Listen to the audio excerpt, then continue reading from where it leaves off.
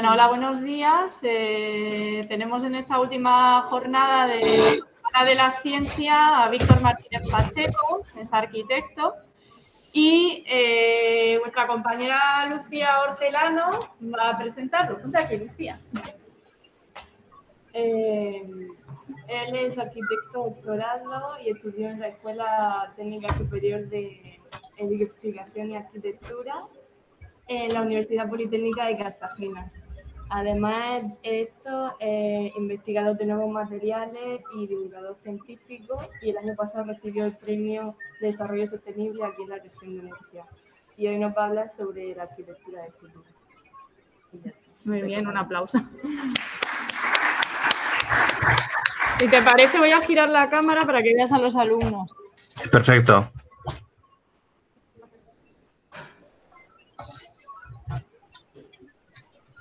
Bueno, pues como he comentado antes, voy a hacer una charla un poco breve porque en realidad también me interesa poder llegar a tener un poco de feedback de qué es esto de la arquitectura y la arquitectura del futuro con vosotros, ¿no? Voy a compartir pantalla.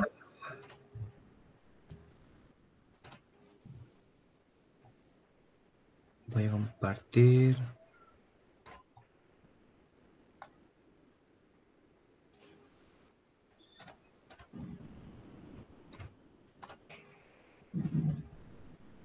¿Estáis viendo mi PowerPoint?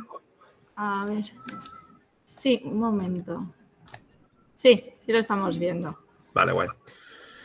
Vale, pues bueno, lo primero es muchísimas gracias por haberme invitado, por la presentación y por un poco darme la oportunidad de estar aquí en este instituto, en estas jornadas tan chulas que hacéis. Y además con un panel de presentadores que la verdad es que es envidiable, ¿no? Yo me siento un privilegiado pudiendo estar aquí contándoos un poco mis impresiones, ¿no? Lo que yo pienso. Claro, yo he dicho que iba a hablar de la arquitectura del futuro. Y yo, bueno, para eso del futuro, pues soy un poco... No soy el más indicado. Os explico un poco, porque es que yo hace no tanto estaba en el instituto, como supongo que muchos de vosotros. Yo estudiaba bachillerato de investigación en el Juan Carlos. Y bueno, yo siempre he tenido muy claro lo que quería ser de mayor, que era músico. Y por algún motivo, algún día decidí que no, que iba a ser arquitecto y entré en la escuela de arquitectura y ahí de repente se me abrió un mundo totalmente nuevo. O sea, me cambió totalmente la percepción de lo que era el mundo. Uy. Y claro, y si nos planteamos un poco qué es la arquitectura, qué es lo que se está haciendo, pues seguramente si salís, bueno, a lo mejor no hace falta ni que salgáis a la calle. Os fijaréis que la mayoría de edificios, pues, son de ladrillo, son de hormigón. La mayoría de cosas se hacen un poco de una forma, no sé, yo a veces me planteo que si viniera un extraterrestre, si alguien observara cómo hacemos las cosas los humanos desde fuera, pues yo creo que pensarían, están locos estos humanos. ¿Por qué hacen eso de coger piedras de lejos, llevárselas, colocarlas, gastar agua? Si parece que no tienen agua, pero luego la usan en fabricar piedra artificial. Y claro, eso es un poco porque seguimos construyendo pirámides. No sé si sabéis cómo se construyeron las pirámides, pero básicamente fue poniendo una piedra encima de otra piedra. Y es el 90% de todo lo que hacemos en las construcciones actuales.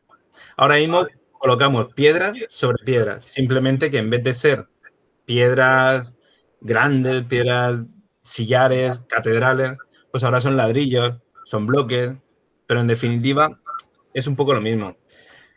Os voy a dar un dato.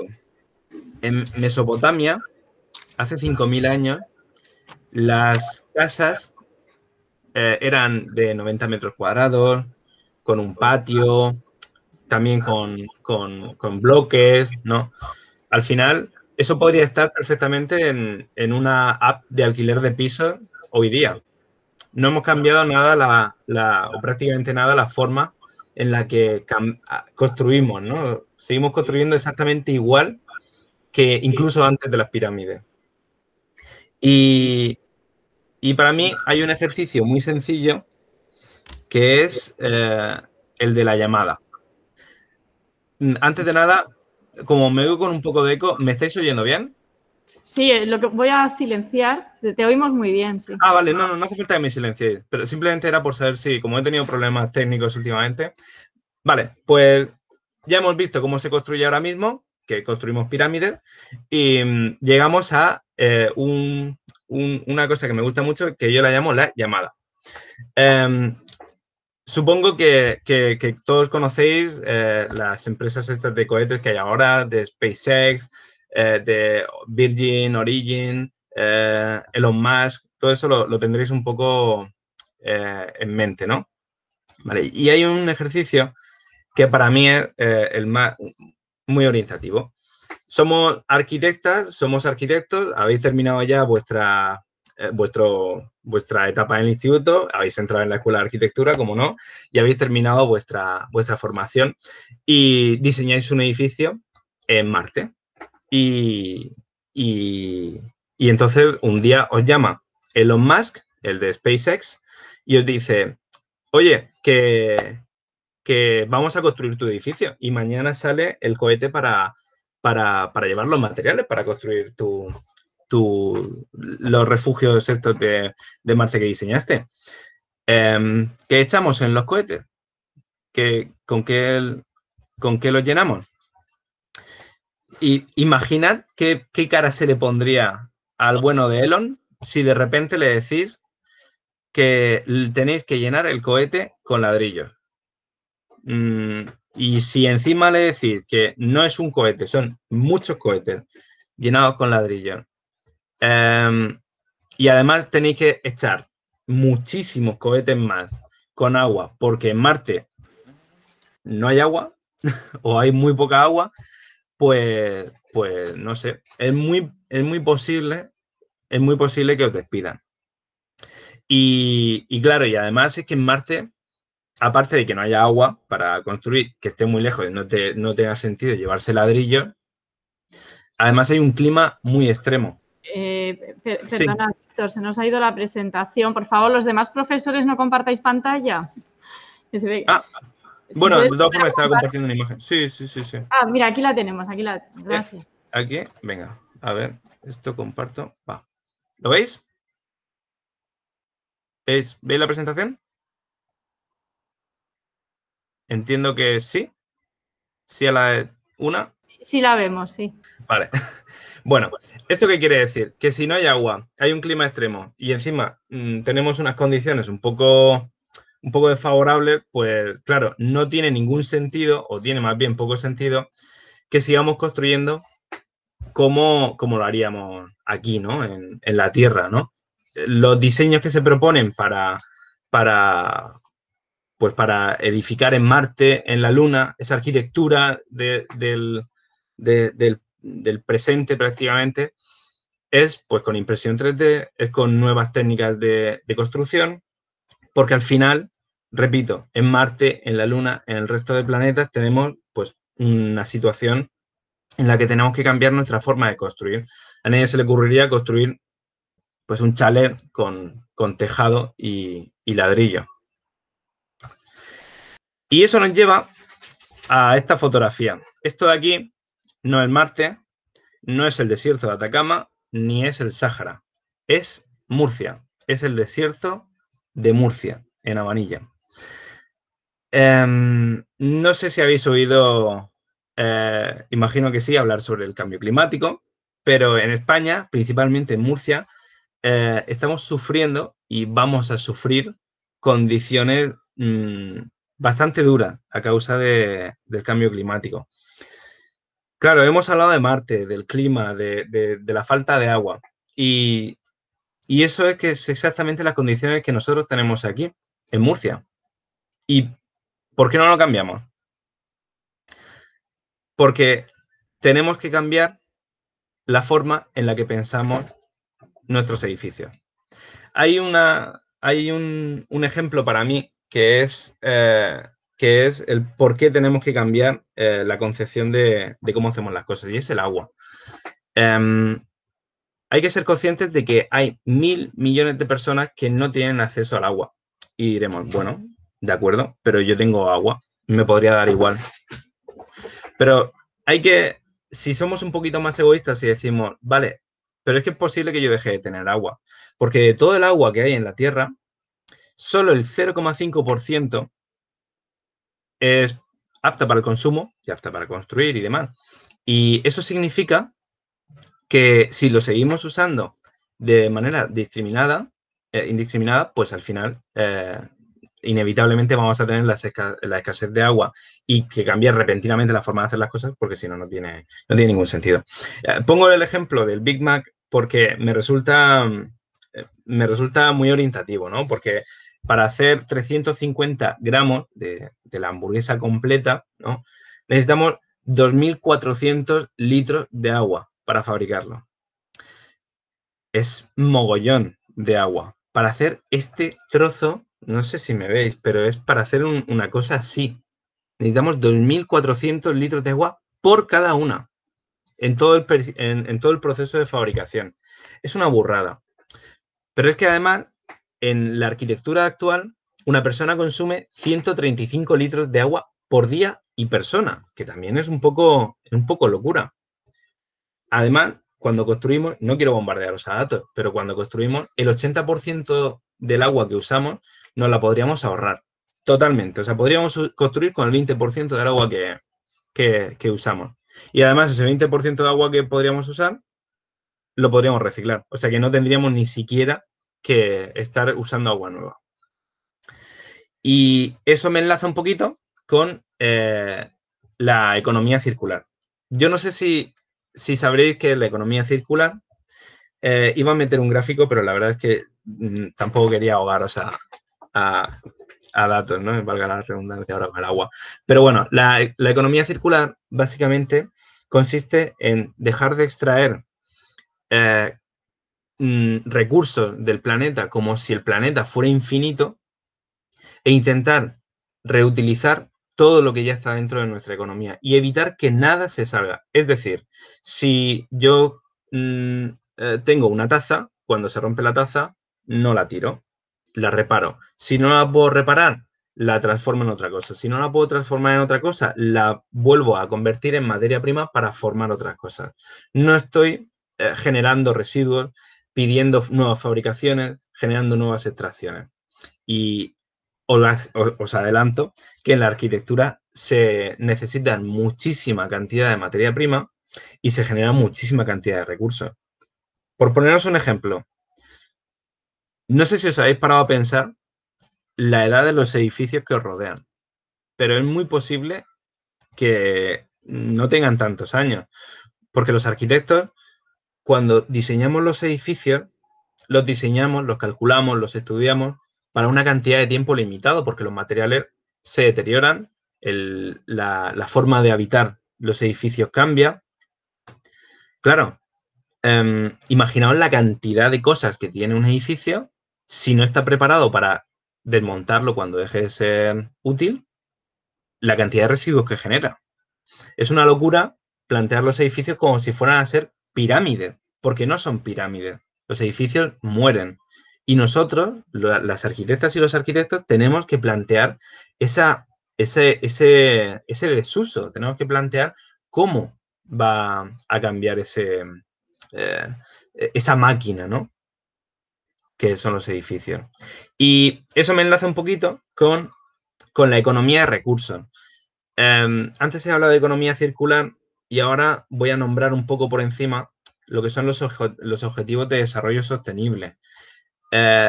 Últimamente se oye mucho y es muy importante que sepamos que los objetivos de desarrollo sostenible es de las mejores cosas que ha pasado pues desde mi punto de vista, a la humanidad como conjunto. Porque significa ponernos de acuerdo en hacer las cosas bien. Bien entre los que son como nosotros, los que son diferentes a nosotros, bien por el planeta, aunque sea por nosotros o por los demás, bien por ser un poco más justos, ¿no? Al final los objetivos de desarrollo sostenible consisten en plantearnos por qué estamos haciendo las cosas y cambiarlo.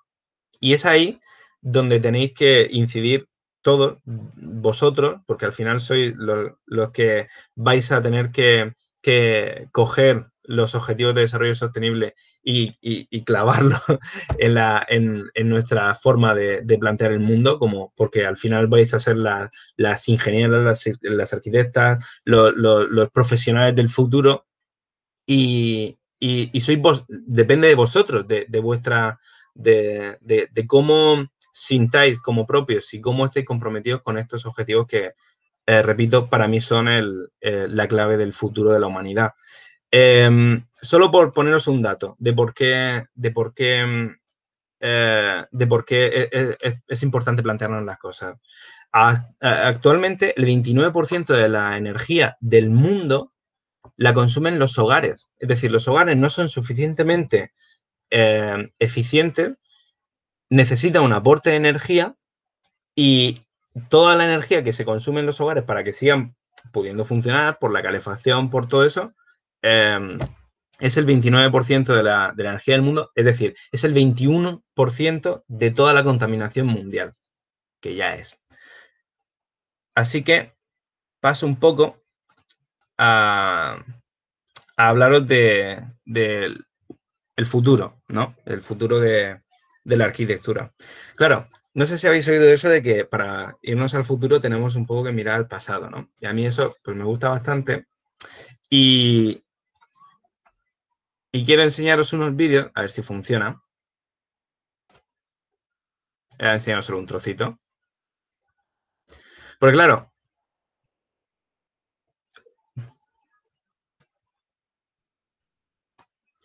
cuando uno piensa en una forma nueva de construir, pues yo que sé, tipo IKEA, ¿no? Que la casa no genera residuos, que la casa viene en paneles con unas instrucciones, que no hace falta usar materiales contaminantes, que lo puedes hacer por packs.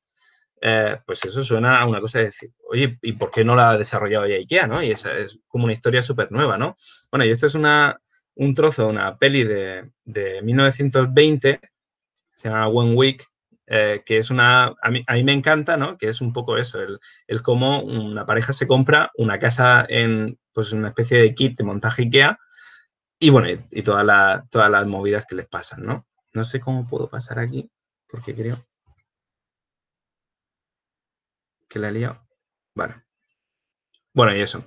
Que suena cosa del futuro, pero al final, al final es un poco no es nada nuevo, ¿no? Y bueno, este de aquí es Edison y está delante de una casa bueno, un sistema que diseñó pues para construir casas de golpe, ¿no? Como que las construía de un tirón, ¿no? Eso implicaba también no tener los residuos que se generan, ese 80% que se podía evitar del agua y de todos esos residuos de la construcción.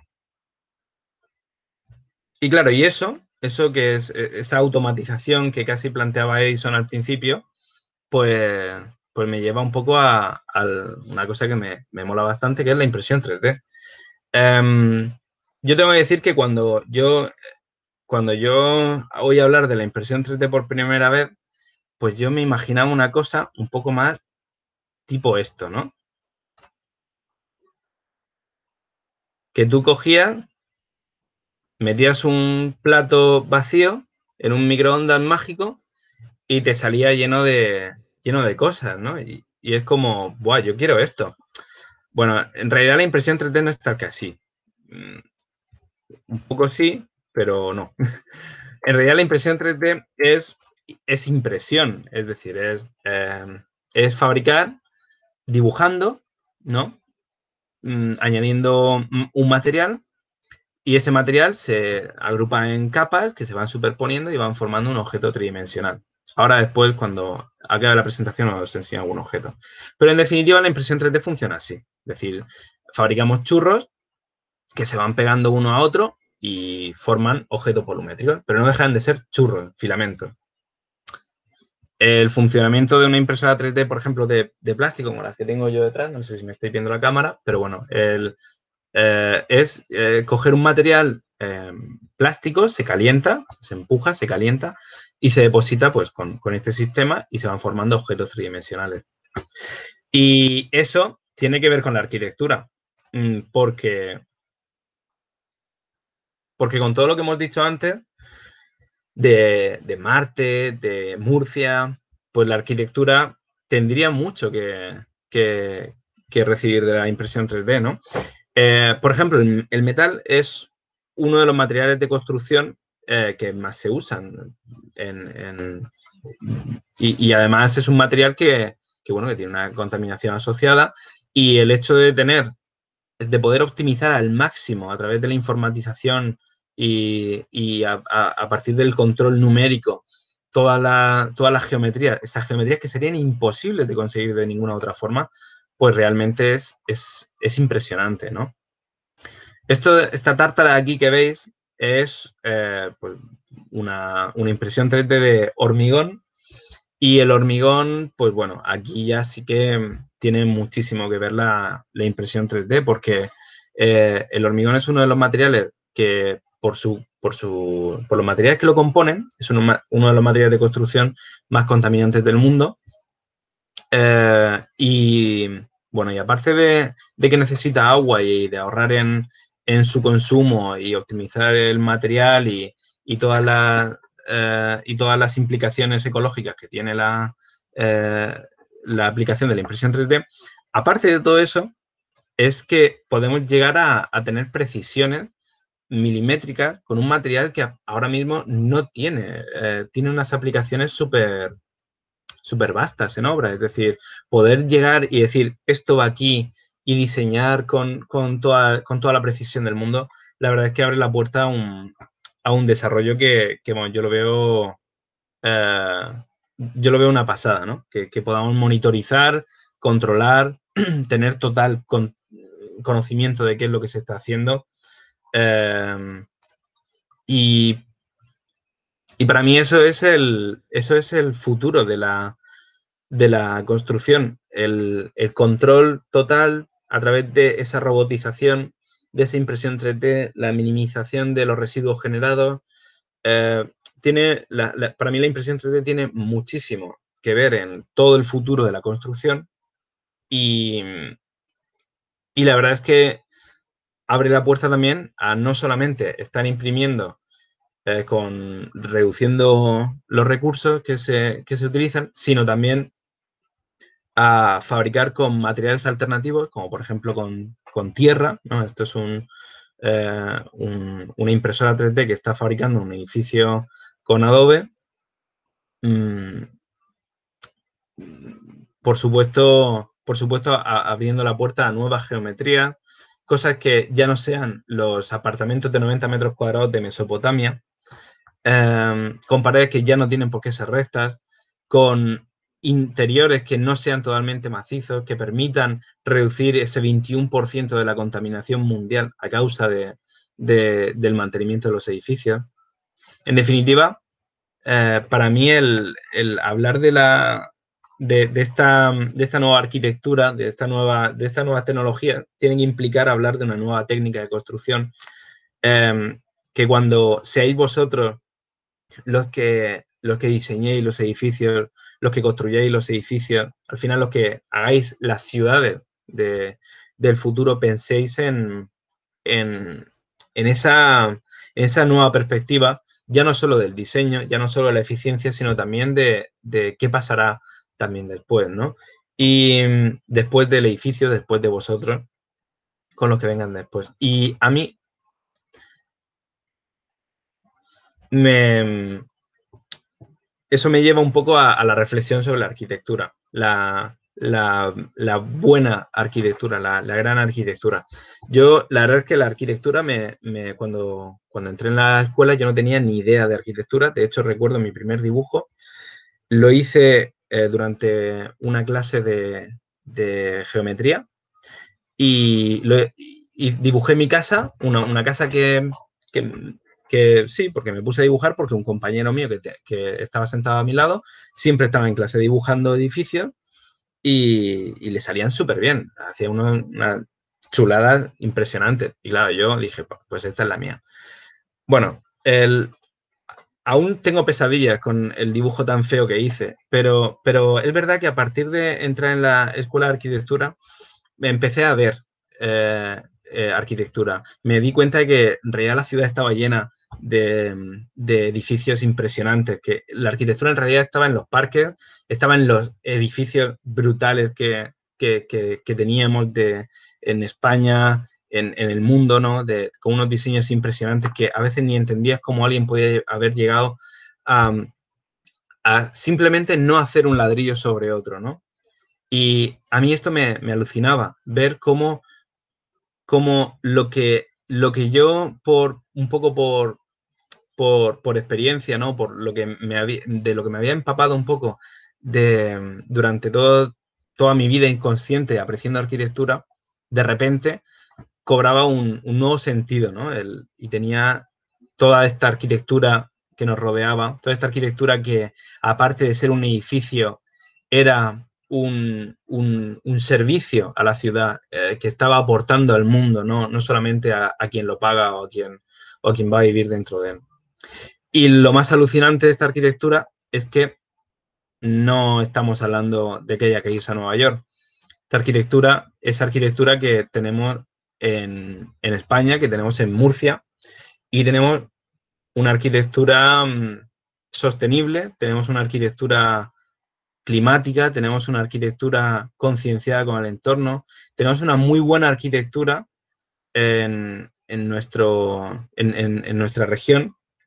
Y yo creo que es una suerte enorme el que podamos tener estos experimentos que buscan cambiar el mundo a través de la construcción y que yo creo que sí que nos abre un poco la puerta a lo que va a ser el futuro de la arquitectura de verdad. O sea, nos inspira, ¿no? En mi opinión, el futuro de la arquitectura, lo que vais a ver vosotros desde el minuto cero cuando entréis en la carrera, más allá de todos los conocimientos que cualquier profesión tiene que tener inherentes, de conocimiento de materiales, de estructuras, de historia, vosotros vais a ser una generación que va a venir con el chip de la realidad aumentada, el BIM, que significa el modelado, el modelado de edificios inteligente, ¿vale? Con todos los datos, con trazabilidad, control completo, incorporación de inteligencia artificial, blockchain. Todo eso está pasando ahora mismo en la arquitectura. Todo eso, el futuro de la arquitectura pasa inevitablemente por ahí y vosotros lo vais a ver. Por supuesto, la impresión 3D, es decir, no es posible pensar que la impresión 3D se esté dando en alimentos, se esté dando en fabricación de otros muchísimos tipos y en arquitectura, que es donde más tiene que aportar, no lo haga, ¿no? Y es verdad que se están haciendo muchísimos proyectos de impresión 3D, de construcciones reales de arquitectura, y en España, por ejemplo, también se está implantando bastante. O sea que creo que es algo que veréis. Y yo creo que inevitablemente, porque además los usuarios todos lo demandamos, que es la hiperconectividad, la sensorización, la inteligencia artificial aplicada al conocimiento, en definitiva, el Internet de las cosas. El Internet de las cosas que nos conecta tanto en la fase en la que diseñamos como en la fase de uso para ayudarnos a reducir esa contaminación al mantenimiento de los edificios, a su consumo, a su uso y finalmente el control total de de cuando la casa en sí deje de existir, ¿no? Y bueno, ya casi para terminar, la robotización, evidentemente la robotización, no digo que tenga que ser para poner, ladrillos, pero sí que es algo que estamos viendo desde hace muchísimo tiempo en las cadenas de montaje de otras empresas, de otras industrias, de la alimentación, de la automoción, y es evidente que en la arquitectura de una vez por todas se tiene que implementar y lo veremos dentro de muy, muy pocos años, porque ya está pasando. Y finalmente, y esto creo que es muy importante, el control del impacto ambiental, de las emisiones, de la huella de carbono de nuestras ciudades, nuestros diseños, nuestros edificios. Al final, la arquitectura ha habido un momento en el que era para vivir en la historia de la humanidad, otro momento que era para demostrar, otro momento que era para agradar, y ahora mismo la arquitectura es para contribuir. La arquitectura, el paisajismo, el urbanismo, todo el diseño tiene que ser para que nuestros edificios y ciudades aporten, que no resten. Y poco más. Quería hacer una charla así un poco cortilla para poder dar lugar a preguntas si las hay. Sí, Víctor, a ver, ¿tenéis alguna pregunta? ¿O en algún aula, si hay alguna pregunta, lo ponéis en el chat? ¿No tenéis nada que preguntar? Bueno, yo sí quería hacerte un par de preguntas. Sí, mira, aquí, bueno, fue en Murcia y yo creo que es bueno, no solo Murcia lo digo porque estamos aquí, sino en todas las ciudades españolas pues tenemos el problema de que hay muchos edificios que se construyeron en los años 70, en los años 80, que desde luego tienen eficiencia energética cero patatero.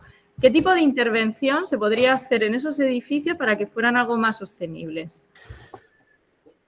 Vale, pues es una súper pregunta. Es una súper pregunta porque, claro, tú hablas de sostenibilidad ambiental, porque normalmente cuando pensamos en sostenibilidad, pensamos en sostenibilidad ambiental, pero hay muchos tipos de sostenibilidad.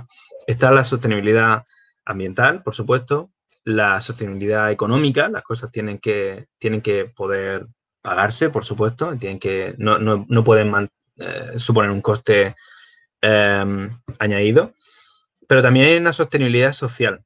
A mí, cómo se intervenga en los edificios actuales, los edificios, el parque de edificios de los años 70, los 80, toda la zona que hay, pues bueno, hay muchísimas zonas por San Antón, por todo Murcia, por La Flota, que tienen un parque de edificios bastante desactualizado.